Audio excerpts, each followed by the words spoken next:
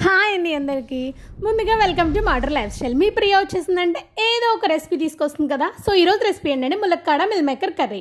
దానికి కావాల్సిన పదార్థాలు ఏంటంటే పచ్చిశనగపప్పు, మినపప్పు, ఆవాలు, జీలకర్ర, ఉల్లిపాయలు, పచ్చిమిర్చి, కరివేపాకు, టమాటాలు, అలాగే వెల్లుల్లి, అల్లం, అలాగే ములక్కాళ్ళు.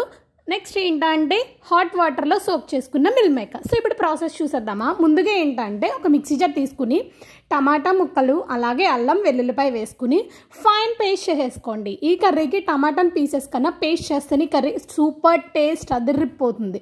సో పేస్ట్ చేసుకుని పక్కన పెట్టేసి ఇప్పుడు స్టవ్ ఆన్ చేసుకుని కడాయి పెట్టుకుని ఆయిల్ వేసుకుని ఆయిల్ హీట్ అయ్యాక మనం ముందుగా చూపించిన పోపులన్నీ వేసేసుకుని గిర్రని తిప్పేసుకోండి.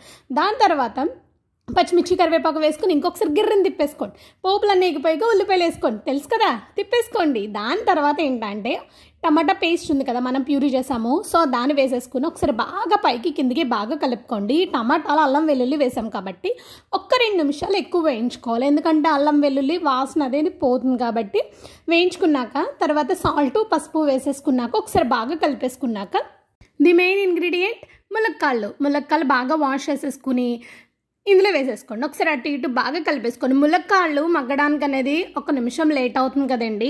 సో అందుకని ఏంటంటే 1 నిమిషం ఈ ఉల్లిపాయ టమాటా పేస్ట్లో వేపుకున్నాక దాని తర్వాత మిల్ మేకర్ని కూడా వేసేసుకుని స్క్వీజ్ చేసుకుని వేసుకోండి. హాట్ వాటర్లో సోక్ చేసుకుని స్క్వీజ్ చేసుకుని వేసుకోండి.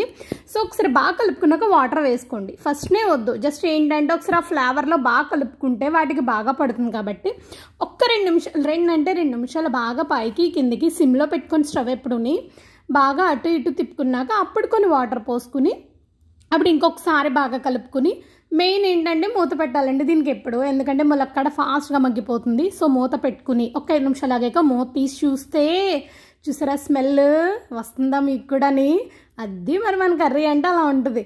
సో బాగా తిప్పేసుకున్నాక వాటర్ అంతా పోనివ్వాలండి. వాటర్ అంతా పోయేదాకా ఒకసారి పైకి కిందికి కలుపుకోండి. అలా కలుపుతూనే ఉండండి వాటర్ అంతా పోయేదాకా. సో ఇప్పుడు మన కర్రీ రెడీ అయిపోయింది.